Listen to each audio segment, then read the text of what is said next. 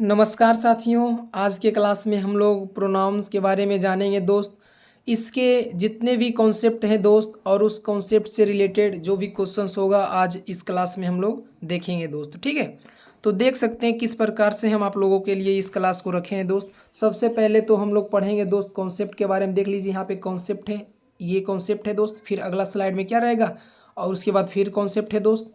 उसके बाद देखिए, उसके बाद जस्ट उससे रिलेटेड क्वेश्चन रहेगा। ठीक है दोस्त, फिर ये क्वेश्चन है, फिर इसी से रिलेटेड फिर कॉन्सेप्ट रहेगा दोस्त, और फिर देखिए फिर आगे उसी प्रकार से क्वेश्चन है दोस्त। तो इसी प्रकार से हम क्या करेंगे, प्रोनाउंस के जितने भी कॉन्सेप्ट बनता है दोस्त सभी को एक एक करके देखेंगे और उससे रिलेटेड जो भी क्वेश्चन रहेगा दोस्त उसी के जस्ट बाद हम लोग करते चले जाएंगे। ठीक है दोस्त, तो चलिए दोस्त स्टार्ट करते हैं। और हाँ, एक बात बता देते हैं दोस्त, ये जो एक क्लास है दोस्त, जो भी जितने भी भाई बहन हमारे कम्पिटिटिव एग्ज़ाम की तैयारी करते हैं वो सभी के लिए है। ठीक है दोस्त, तो प्रोनाउन से चलिए प्रोनाउन के बारे में आज हम लोग स्टार्ट करते हैं दोस्त। तो डायरेक्ट स्टार्ट करते हैं दोस्त। सबसे पहले तो देखिए यहाँ पे पढ़िए दोस्त, personal pronoun. Personal pronoun the 2-3-1 rule, ये वाला रूल के बारे में, ये 231 ये जो देखना है दोस्त, इस रूल के बारे में जानना है। ठीक, तो यहाँ पे पढ़िए, जब एक ही सेंटेंस में 3 अलग अलग पर्सन्स यूज़ होते हैं तो एग्ज़ाम में उनका ऑर्डर पूछा जाता है। एरर क्वेश्चन में ये सबसे कॉमन ट्रिक है दोस्त।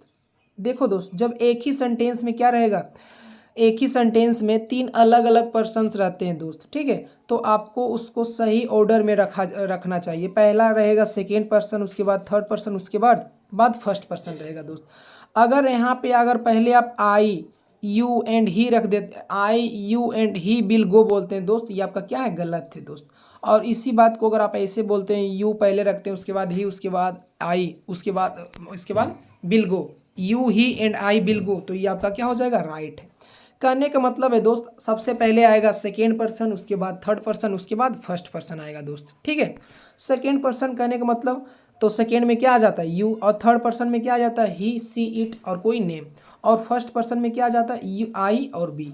तो आप इसका ऑर्डर याद रखिए, पहले सेकेंड पर्सन, उसके बाद थर्ड पर्सन, उसके बाद फर्स्ट पर्सन आएगा दोस्त। ठीक है, इससे रिलेटेड अभी जस्ट क्वेश्चन करेंगे। सबसे पहले एक और कॉन्सेप्ट जान लीजिए। ठीक है, personal pronoun the magic of it. It के बारे में समझना है दोस्त, इट का यूज़ कहाँ कहाँ ही होता है। तो सबसे पहले इट का तो यूज़ होता है डमी सब्जेक्ट के रूप में। जब सेंटेंस में सब्जेक्ट नहीं रहता है तो वहाँ पे इट का यूज़ डमी सब्जेक्ट के रूप में आप यूज़ कर सकते हैं दोस्त। जैसे यहाँ पे आप समझिए, डमी इट के बारे में समझिए, तो फॉर्मल सेंटेंस में डमी सब्जेक्ट की तरह, बिल्कुल example, it is important to study.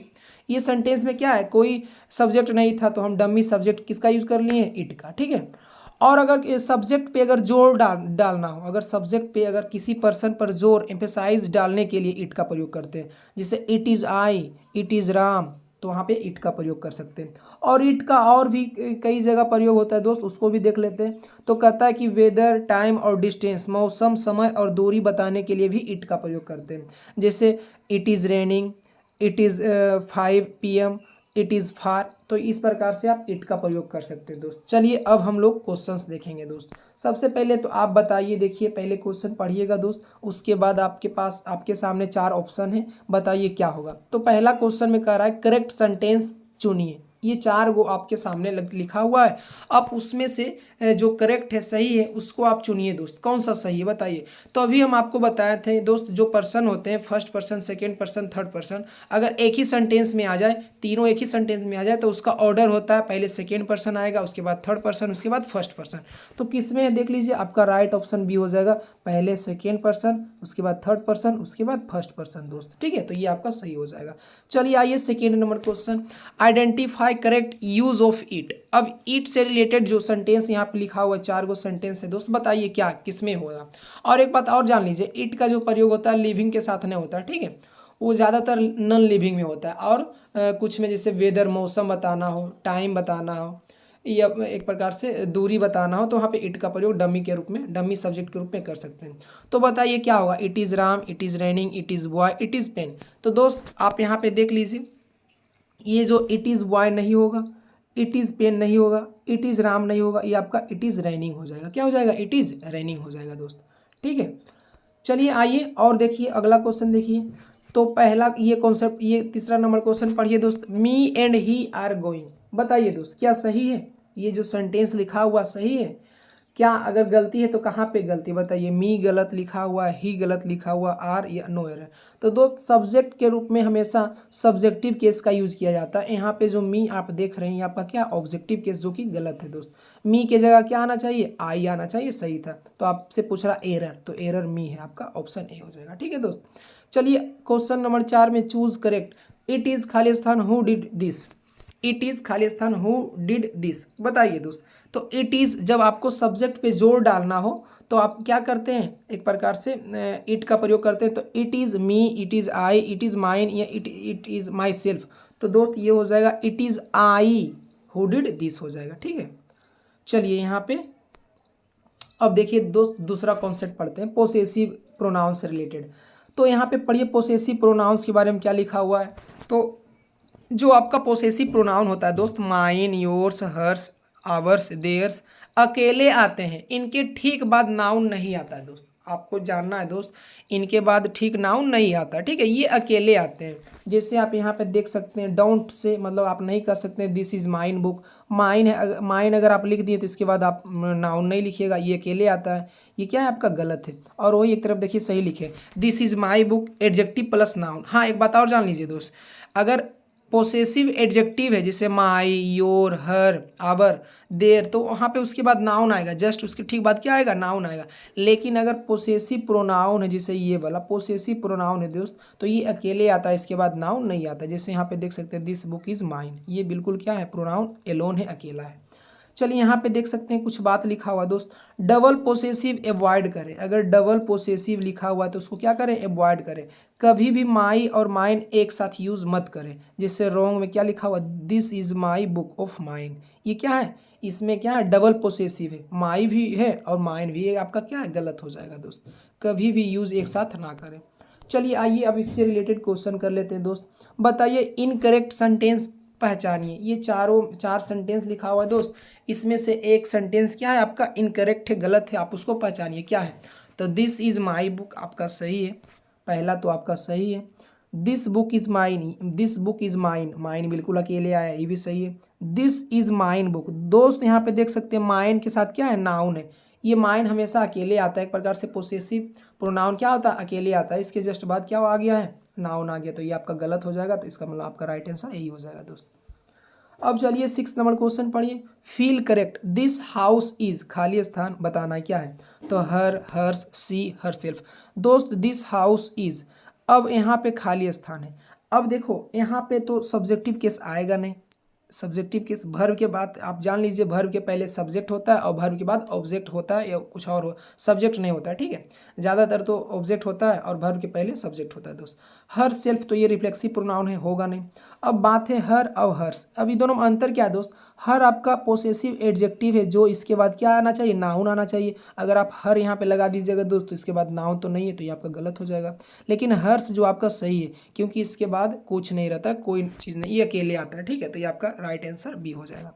चलिए पढ़िए, एरर फाइंड करें। बताइए इसमें क्या गलती लिखा हुआ है। This is my pain of mine, तो आप अभी पढ़े थे दोस्त कि डबल, यहाँ पे देखिए डबल पोसेसिव अवॉइड करें। तो ये सेंटेंस में क्या लिखा हुआ, this is my pain of mine, ये तो गलत लिखा हुआ है। दिस इज़ माई पेन बोल दिए तो फिर ऑफ माइन का है बोल रहे हैं, ये आपका सही आंसर हो जाएगा सी। ये आपका एरर है दोस्त। चलिए अब रिफ्लेक्सिव प्रोनाउन के बारे में तीसरा कॉन्सेप्ट पढ़ लेते हैं, रिफ्लेक्सिव प्रोनाउन। अब इसके बारे में क्या लिखा हुआ दोस्त, रिफ्लेक्सिव प्रोनाउन तो जैसे my self, him self, her self के दो मेन यूज़ होते हैं। और एग्ज़ाम में एक बहुत बड़ा डाउट होता है। सबसे पहले तो अगर जोर डालना हो, एम्फेसाइज जोर डालना हो, एग्जाम्पल में आई माई सेल्फ डिड इट, मैंने खुद ये किया। जब आप कोई काम मतलब कि किसी सब्जेक्ट पे जोर डालना हो तो आप किसका यूज़ करते हैं, reflexive pronoun, my self, him self, her self, ये सब का यूज़ करते हैं दोस्त। और वही क्या है अगला, अगर एक्शन रिटर्निंग हो, जिससे आप कोई काम किए और खुद को एक प्रकार से खुद पे वो एक्शन क्या हुआ, रिटर्न हो जाए, मतलब खुद पे वो काम, जैसे कि आई हर्ट, एग्जाम्पल में देख सकते हैं आई हर्ट माई सेल्फ, मैंने खुद को चोट पहुंचाई, मतलब कि वो काम किया और उसका एक्शन क्या हुआ, उस पर ही रिटर्न हो गया। तो इस प्रकार से आप यहाँ पे भी कर सकते हैं रिफ्लेक्सिव प्रोनाउन का प्रयोग। तो ये रिफ्लेक्सिव प्रोनाउन का दो यूज़ होता है दोस्त, जब सब्जेक्ट पे जोर डालना हो तो हो जाएगा रिफ्लेक्सिव प्रोनाउन का यूज़, और वही अगर कोई काम किया और सब्जेक्ट पे वापस रिटर्न वो एक्शन हुआ तो वहाँ पे भी रिफ्लेक्सिव प्रोनाउन का यूज़ कीजिएगा दोस्त। यहाँ पे गोल्डन रूल में क्या लिखा हुआ है पढ़िएगा इस बॉक्स में, कभी भी रिफ्लेक्सिव प्रोनाउन को सब्जेक्ट या ऑब्जेक्ट की जगह अननेसेसरीली यूज़ ना करें। बिल्कुल दोस्त, आप एक बात याद रखिएगा, ये जो रिफ्लेक्सिव प्रोनाउन होता है कभी भी सब्जेक्ट के जगह यूज़ नहीं होता है, ठीक है। जैसे माई सेल्फ डिड इट, ये आपका क्या है, गलत है। और वही क्या हो जाएगा, I did it my self, ये आपका क्या है दोस्त, सही है। ठीक है दोस्त, चलिए अब क्वेश्चन पढ़िए 8 नंबर, इनकरेक्ट सेंटेंस पहचानिए, कौन सा गलत लिखा हुआ है। तो आई माई सेल्फ डिड इट, ये आपका सही है। माई सेल्फ डिड इट अभी आपको बताए थे सब्जेक्ट की जगह क्या होना चाहिए, कभी भी रिफ्लेक्सिव प्रोनाउन नहीं आता है दोस्त, ये आपका क्या हो जाएगा, एक तो गलत है और पूछ रहा इनकरेक्ट, तो इसका मतलब यही आंसर हो जाएगा। 9 नंबर क्वेश्चन पढ़िए, चूज करेक्ट, आपको सही बताना क्या, ही कंप्लीटेड वर्क, बताइए he completed work, him, his, he और हिमसेल्फ, बताइए क्या होगा दोस्त। तो देखिए ही कंप्लीटेड वर्क, ये तो ही तो होगा नहीं, सब्जेक्ट तो वहाँ पे जाएगा नहीं, और रह गया हिम और हीज में क्या होगा। तो दोस्त यहाँ पे ये बोल रहा है कि ही कंप्लीटेड वर्क हिमसेल्फ, मतलब कि वो खुद ने से अपना काम क्या किया, कंप्लीट किया, तो हिमसेल्फ हो जाएगा आपका राइट आंसर। ठीक है दोस्त, चलिए अगला क्वेश्चन पढ़िएगा दोस्त। अगला क्वेश्चन पढ़िए 10 नंबर, एरर फाइंड करें, मतलब कि कहाँ गलती लिखा हुआ सेंटेंस में। तो myself will go there, तो आपको अभी बताए थे दोस्त कि ये जो रिफ्लेक्सिव प्रोनाउन होता है कभी भी सब्जेक्ट के जगह यूज नहीं होता है दोस्त। ठीक है, तो ये जो माई सेल्फ आपको यहाँ पे नहीं होना चाहिए। ठीक है, माई सेल्फ यहाँ पे नहीं होना चाहिए दोस्त, आपका यही आपका राइट आंसर हो जाएगा। अच्छा यहाँ पे क्या है आप बताइएगा, आपसे क्वेश्चन कर रहे हैं दोस्त, can a reflexive pronoun start a sentence, क्या रिफ्लेक्सिव प्रोनाउन मतलब कि सेंटेंस के स्टार्टिंग में हो सकता है, can a reflexive pronoun start a sentence, तो दोस्त नहीं। ठीक है, स्टार्टिंग में एक प्रकार से सब्जेक्ट के तौर पे नहीं हो सकता है। चलिए डेमोन्स्ट्रेटिव प्रोनाउन के बारे में जानते हैं, डेमोन्स्ट्रेटिव प्रोनाउन से रिलेटेड जो कॉन्सेप्ट है उसके बारे में समझते हैं दोस्त। तो कहता है डेमोन्स्ट्रेटिव प्रोनाउन का मतलब क्या होता है, पढ़िएगा। डेमोन्स्ट्रेटिव का मतलब है पॉइंट आउट करना, इशारा करना। जब आप किसी चीज़ की ओर इशारा करते हैं, यह हुआ ये हुआ, तो उनमें हमेशा सिंगुलर प्लूरल का ध्यान रखना पड़ता है दोस्त। जिससे यहाँ पे दिस देख रहे हैं, डेट देख रहे हैं, दीज दोज, ये आपका क्या डेमोन्स्ट्रेटिव प्रोनाउन, इसका यूज किसी चीज़ को पॉइंट आउट करने के लिए किया जाता है। लेकिन इससे रिलेटेड जो क्वेश्चन पूछेगा किस प्रकार, तो आप जान लीजिए, अगर पास में रहता है तो दिस, और वही अगर दूर में रहता है तो डेट, वही पास में रहता है एक से अधिक तो दीज, और एक से अधिक दूर में रहता है तो दोज। आप यहाँ पे समझिएगा दोस्त, ये जो दिस और डेट है आपका, ये आपका क्या है, सिंगुलर है। आप हमेशा याद रखिएगा, अगर दिस और डेट अगर दिखाई दे तो आप हमेशा वर्ब क्या लीजिएगा, सिंगुलर। और वही अगर दीज और दोज दिखाई दे तो हमेशा क्या लीजिएगा, प्लूरल, वर्ब क्या लीजिएगा, प्लूरल। यहाँ पे देख पढ़िएगा, एग्जाम फोकस, सब्जेक्ट और वर्ब का एग्रीमेंट चेक करें। कहने का मतलब अगर सब्जेक्ट सिंगुलर है तो वर्ब भी आपको सिंगुलर रखना होगा। ठीक है, और वहीं अगर सब्जेक्ट अगर प्लूरल है तो दोस्त आपको वर्ब भी प्लूरल रखना होगा। जिससे दीज और दोज के साथ कभी भी सिंगुलर वर्ब इज नहीं आ सकता है दोस्त।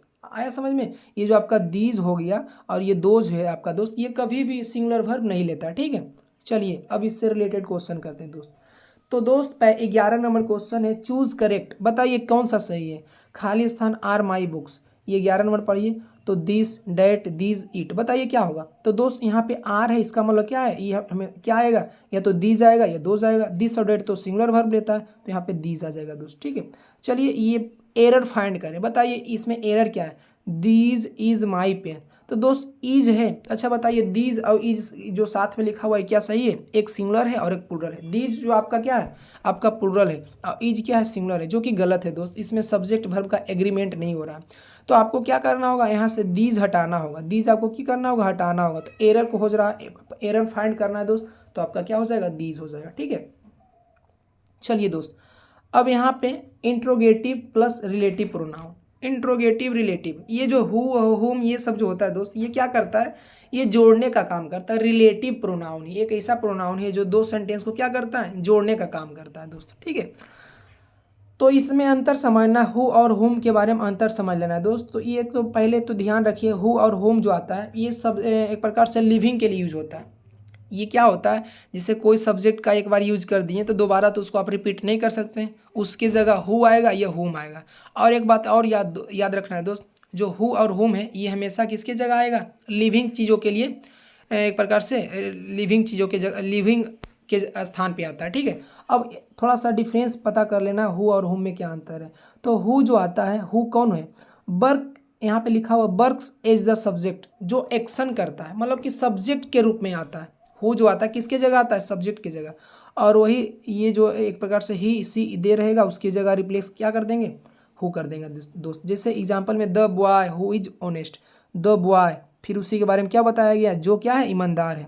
The boy who is honest मतलब क्या है, उसी के बारे में फिर रिपीट किया गया है। पहले तो बोला गया लड़का जो क्या है ईमानदार है, तो हु किसके स्थान पे आया है, सब्जेक्ट की जगह आया है, ठीक है।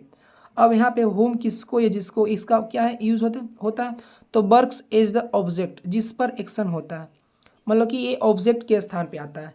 रिप्लेसेस हिम हर देम, जिसे एग्जाम्पल में लिखा हुआ है the man whom you meet, the man व्यक्ति जिससे आप मिले हैं, तो यहाँ पे क्या है होम जो आया ऑब्जेक्ट के स्थान पे आया। अब यहाँ पे कुछ इंपॉर्टेंट रूल है कि प्रीपोजिशन के बाद हमेशा होम आता है दोस्त। अगर प्रीपोजिशन देखें तो आप वहाँ पे क्या लगाइएगा, होम, जिससे to whom, for whom, by whom, ये सब क्या है आपका प्रीपोजिशन के बाद होम लगाना होता है। चलिए क्वेश्चन पढ़िए, खाली स्थान डिड यू मीट, बताइए क्या होगा। तो दोस्त यहाँ पे कह रहा है कि खाली स्थान डिड यू मीट, तो यहाँ पे बताइए ये जो यहाँ पे होगा ये इसका मतलब ये सेंटेंस जब आप पढ़िएगा तो आपको पता चलेगा दोस्त, ये आएगा ऑब्जेक्ट आएगा यहाँ पे, तो हुम आएगा, क्या आ जाएगा, हुम डिड यू मीट। अब अगला क्वेश्चन पढ़िए, द मैन खाली स्थान you meet is here, the man खाली स्थान यू मीट इज हेयर, तो द मैन खाली स्थान यू मीट इज हेयर, तो बताइए क्या हो जाएगा, होम हो जाएगा दोस्त, ठीक है। चलिए अगला देख लेना है 15 number, who did you give the book, बताइए एरर खोजना, एरर बताइए, who did you give the book to, तो दोस्त हु यहाँ पे नहीं होगा, क्या हो जाएगा, होम हो जाना चाहिए। यहाँ पे एरर खोजना था, तो यही आपका एरर हो जाएगा। दिस इज द बॉय खाली स्थान is honest, this is the boy खाली स्थान ऑनेस्ट, तो ये सब्जेक्ट के रूप में आएगा दोस्त। यहाँ पे जो खाली स्थान यहाँ पे सब्जेक्ट के रूप में आएगा, दिस इज द बॉय जो क्या है ईमानदार है, तो हु हो जाएगा, ठीक है। चलिए अब ये देखना है the singular verb master rule. अब यहाँ पे समझना है दोस्त, इंडिफिनिट और डिस्ट्रीब्यूटिव प्रोनाउन अलग लगते हैं पर एग्जाम में इनका सबसे बड़ा रूल एक ही है, ये हमेशा सिंगुलर माने जाते हैं। जैसे ये जो आपका इंडिफिनिट प्रोनाउन होता है दोस्त, एवरीवन, समवन, एवरीबॉडी, समबॉडी, ये सब जो है आपका क्या है एक प्रकार से इंडिफिनिट प्रोनाउन है, और ये हमेशा एक प्रकार से ये जो है सिंगुलर माने जाते हैं, तो इसके अनुसार जो वर्ब आएगा वो भी सिंगुलर होगा। और वही डिस्ट्रीब्यूटिव में भी वही सेम फंडा कि डिस्ट्रीब्यूटिव में भी ईच, आइदर, नाइदर, ये सब क्या है आपका सिंगुलर माने जाते हैं, और इसके साथ जो वर्ब आएंगे, इसके बाद जो वर्ब आएंगे वो भी सिंगुलर ही आ जाएंगे, ठीक है। यहाँ पे लिखा हुआ है दोस्त always singular verb, is, has, was, ये सब क्या है सिंगुलर वर्ब। यहाँ पे देख सकते हैं indefinite everyone is present, not are, distributive each of the boys is, not are, ठीक है। चलिए अब यहाँ से क्वेश्चन प्रैक्टिस कीजिएगा दोस्त। 17 नंबर कह रहा है एवरीवन खाली स्थान प्रेजेंट, तो एवरीवन खाली स्थान प्रेजेंट, तो एवरीवन सब्जेक्ट है, तो इसके अनुसार ये जो भर आपका सब्जेक्ट कैसा है सिंगुलर, तो भर भी कैसा आना चाहिए सिंगुलर, इज हो जाएगा दोस्त। Everyone have done their work, अब यहाँ पे एवरीवन सिंगुलर है और हैव आपका क्या प्लुरल है, जो कि गलत है दोस्त, तो यहाँ पे क्या हो जाएगा, एरर में बता दीजिए क्या हो जाएगा, एरर में आपका हैव है दोस्त। और यहाँ पे जब एडवांस में पढ़िएगा दोस्त, तो यहाँ पे देयर नहीं होता, इसका पोसेसिव एक प्रकार से पोसेसिव यहाँ पे देयर नहीं होता, हीज होता था, हो जाता है, ठीक। लेकिन अभी उतना हटाइए, आप यहाँ पे बस इतना समझना, एवरीवन आपका क्या सिंगुलर, तो सिंगुलर वर्ब हैव की जगह है जाएगा दोस्त। चलिए आगे देख लेना है दोस्त, प्रैक्टिस चैलेंज रैपिड फायर, ये देखिए समवन खाली स्थान कॉलिंग यू, तो बताइए समवन क्या है सिंगुलर है, तो सिंगुलर है, तो सिंगुलर वर्ब इज आपका हो जाएगा। वही 20 नंबर पढ़िए, ईच ऑफ द बॉयज खाली स्थान प्रेजेंट, अच्छा कितना लोग बॉयज देखेगा दोस्त और कहेगा बॉयज प्लुरल है, तो यहाँ पे आर या बर लगा दीजिए, लेकिन दोस्त यहाँ पे मेन सब्जेक्ट आपका क्या ईच है, ये प्रीपोजिशन के बाद क्या होता है ऑब्जेक्ट होता है, ये आपका ईच सब्जेक्ट है, तो यहाँ पे सब्जेक्ट ईच है, तो इसका मतलब ईच, एवरी, आइदर, ये सब क्या है सिंगुलर है, तो सिंगुलर वर्ब आएगा दोस्त। 21 नंबर में आइए, नाइदर ऑफ देम खाली स्थान रेडी, तो नाइदर, आइदर, ये सब जब भी आपको सब्जेक्ट के रूप में दिखाई दे तो हमेशा वर्ब क्या लगाइएगा सिंगुलर, तो यहाँ पे आ जाएगा इज आ जाएगा दोस्त, ठीक है। चलिए अब यहाँ पे देख लेना है मिसलेनियस रूल देख लेना है। तो सबसे पहले ये जो है एक प्रकार से बहुत ज़्यादा इंपॉर्टेंट है, इसको पढ़िए, वन एज अ सब्जेक्ट, अगर सेंटेंस वन से स्टार्ट होता है तो पोसेसिव हमेशा वंस होगा, हिज, हर नहीं, ठीक है। स्ट्रक्चर जैसे आप देख सकते हैं one should do once duty, अगर सब्जेक्ट वन है तो इसका पोसेसिव क्या हो जाएगा वंस हो जाएगा दोस्त, ठीक है। अब आगे देखिए रेसिप्रोकल प्रोनाउन, एक दूसरे जैसे रेसिप्रोकल प्रोनाउन जैसे कि ईच अदर और वन अनदर, ईच अदर का प्रयोग होता है दो के लिए और वन अदर का प्रयोग होता है दो से ज़्यादा के लिए। रेसिप्रोकल प्रोनाउन में क्या होता है दोस्त, ईच अदर और वन अनदर, दो के लिए ईच अदर और दो से अधिक के लिए वन अनदर। आगे देख लेते हैं दोस्त, काउंटेबल वर्सेस अनकाउंटेबल। फ्यू जो है आपका यहाँ पे देखिएगा, पहला लाइन पढ़िए। फ्यू जो है काउंटेबल नाउन के लिए जैसे स्टूडेंट्स, और लिटिल जो होता है दोस्त अनकाउंटेबल नाउन के लिए जैसे वाटर। ठीक है, फ्यू और लिटिल में आप ये अंतर याद रखिएगा दोस्त। फ्यू और लिटिल का मतलब होता है कुछ, लेकिन फ्यू का प्रयोग होता है काउंटेबल नाउन के पहले और लिटिल का प्रयोग होता है अनकाउंटेबल नाउन के पहले दोस्त। ठीक है, चलिए अब क्वेश्चन कर लेते हैं भाई। चूज करेक्ट, आपको बताना है one should do Khalistan duty. तो आपको भी बताए थे दोस्त, अगर सब्जेक्ट में वन रहे तो इसका पोसेसिव क्या हो जाएगा, वंस हो जाएगा आपका right answer. The two boys love, अब दो बॉय है दोस्त, तो दो बॉय के लिए क्या होगा, दो अगर रहे, दो लोग रहे तो वहाँ पे क्या लगाएंगे, ईच अदर। ठीक है, और वही अगर दो से अधिक तो वन इन अदर लगा देते हैं। चलिए, मेनी स्टूडेंट्स फेल्ड बट खालिस्तान पास। अब मेनी स्टूडेंट फेल बट खालिस्तान फ्यू लिटिल लेस मच। तो दोस्त यहाँ पे स्टूडेंट एक प्रकार से काउंटेबल है, तो यहाँ पे क्या लगा दीजिए, फ्यू लगा दीजिए, फ्यू पास। अब each of them have done their work, बताइए एरर आपको बताना है, एरर। तो अभी आपको बताए थे अगर सब्जेक्ट में ईच एवरी आइदर ये सब रहे तो सब्जेक्ट आपका सब्जेक्ट आपके पास सिंगुलर माना जाएगा और आपका उसके अकॉर्डिंग वर्ब जो होगा दोस्त वो भी सिंगुलर। तो यहाँ पे हैव जो है गलत दिया हुआ है, आपका हैज होना चाहिए था दोस्त। तो आपको एरर खोजना था, तो यही आपका क्या है, एरर है दोस्त। ठीक है दोस्त, तो ये आपका हो गया एक प्रकार से, ये आपका कंप्लीट हो गया। एक प्रकार से रिवीजन कर लीजिए, ये आप सीखे भी होंगे दोस्त और क्वेश्चन की प्रैक्टिस भी किए होंगे दोस्त। तो आशा करते हैं दोस्त ये क्लास आपको समझ में आया होगा दोस्त, अच्छा लगा होगा। और इसी प्रकार से नेक्स्ट वीडियो में मिलते हैं दोस्त, धन्यवाद।